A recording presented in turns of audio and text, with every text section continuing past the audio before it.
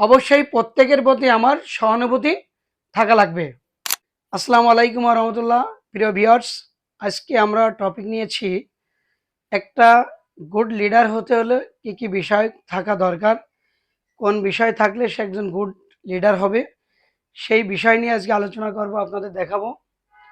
তো 10 characteristics of a good leader, এই 10টি বিষয় থাকলে একজন গুড লিডার হওয়া সম্ভব। তো এখানে দেখালাম, প্রথম নাম্বার আছে ইন্টিগ্রিটি, ন্যায়পরায়ণতা।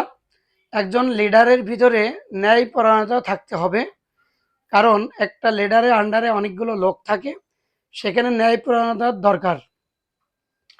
অ্যাবিলিটি টু ডেলিগেট, প্রতিনিধিত্ব ক্ষমতা।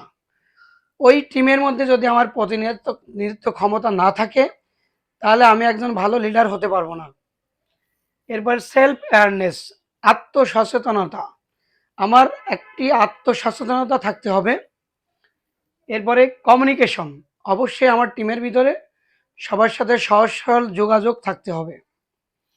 এরপরে গ্র্যাটিটিউড, কৃতজ্ঞতাবোধ। আমার টিমের ভিতরে কৃতজ্ঞতাবোধ দেখাতে হবে, অনেক অকৃতজ্ঞতা হলে হবে না এখানে। লার্নিং এজিলিটি, তৎপরতাভাবে শেখা। যে কোনো একটি কাজ তৎপরতাভাবে শেখাতে হবে এবং শিখতে হবে। ইনফ্লুয়েন্স, ইনফ্লুয়েন্স ক্ষমতা।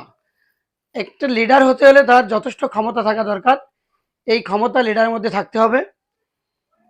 এমপ্যাথি মানে সহানুভূতি, অবশ্যই প্রত্যেকের প্রতি আমার সহানুভূতি থাকা লাগবে। কারেজ, মানসিকতা এবং মনোবল।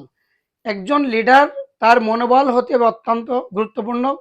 মনোবল যদি লিডারের না থাকে, তাহলে ও লিডারিত্ব করতে পারবে না। প্রত্যেক জায়গায় সাহসিকতা এবং মনোবল দেখাতে হবে, দেন সে একজন ভালো লিডার হতে পারবে। এরপরে রেসপেক্ট, সম্মান এবং শ্রদ্ধাবোধ। টিমের ভিতর একজন আরেকজনের সাথে পরস্পর সম্মান এবং শ্রদ্ধাবোধ থাকতে হবে, দেন আপনি একজন গুড লিডার হতে পারবেন। এই লিডারের যে বিষয়গুলো এখানে দেখানো হলো, প্রত্যেকটা বিষয় থাকলে আপনি গুড লিডার হতে পারবেন।